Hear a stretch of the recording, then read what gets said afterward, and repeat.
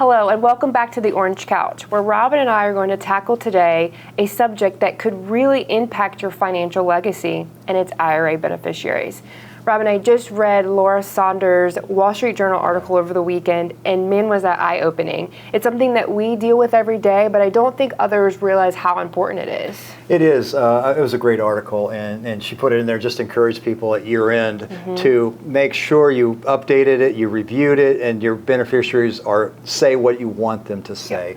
And that's why we stress it so much. Every time we have a client meeting, it's one of the things we audit. We just want to make sure that the names are spelled correctly, the percentages are correct, and that there's also a contingent beneficiary. That's really important. They name primary. I've seen it where there's no contingent. Right. So what are some ways it could go wrong? I think one of those ways is because of divorce. A person hasn't changed the beneficiary and they still have the ex-spouse. And when they pass, it goes to that ex-spouse. So that's one that I've seen. I think another one that is pretty common is where it's an adult child that can't really handle that much money receiving it at one time. And I often will tell the parent, I'll say, hey, why don't you just give it to them now? And they go, well, they wouldn't know how to handle it. Well, you're going to give it to them when you're not around to help them along the way. So that might be a reason for setting up the beneficiary as a trust rather than directly to that adult child if they don't really know how to handle that kind of money. Right. And so you mentioned trust. That could be used too for minor beneficiaries. That is true. And you think of a minor as somebody under 21, and you can leave an IRA beneficiary to a minor, but most likely a court will have to step in and name a custodian or a guardian for the money and for the person in that case. But it can be done. A better way might be just to simply name it to a testamentary trust for the benefit of that child. Right. And so what's the difference between spouse and non-spouse beneficiary? Yeah, that's really important today. You think of an IRA, your primary beneficiary would be your spouse. And the reason for that is that when they receive it, they can roll it into their own IRA and simply take it out over their lifetime. Right. On the other hand, if it's a non-spouse, like a child, I mean, in my case, when my mother passed, my dad had already predeceased. She left it to my sister and I, and we could stretch it out over our lifetimes.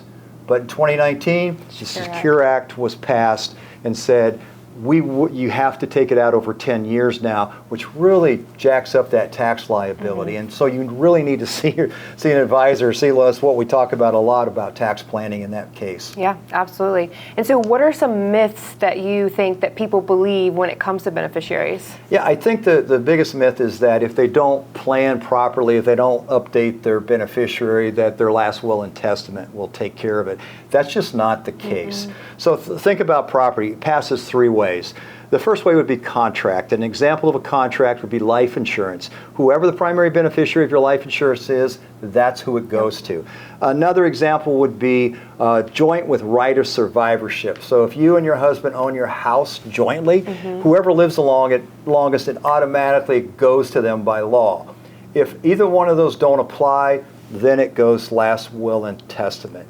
You know, Ashley, the thing that I want to encourage people is that what is the largest asset that people have today? It's generally their 401k. It's their IRA.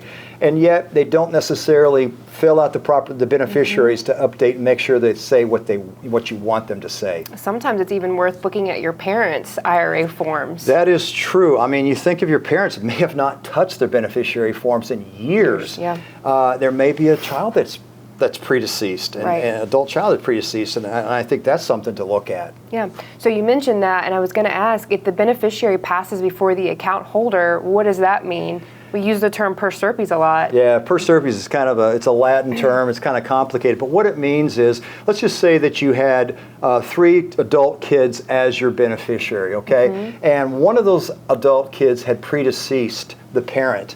Per serpes simply says it will go to that adult kid's heirs or children.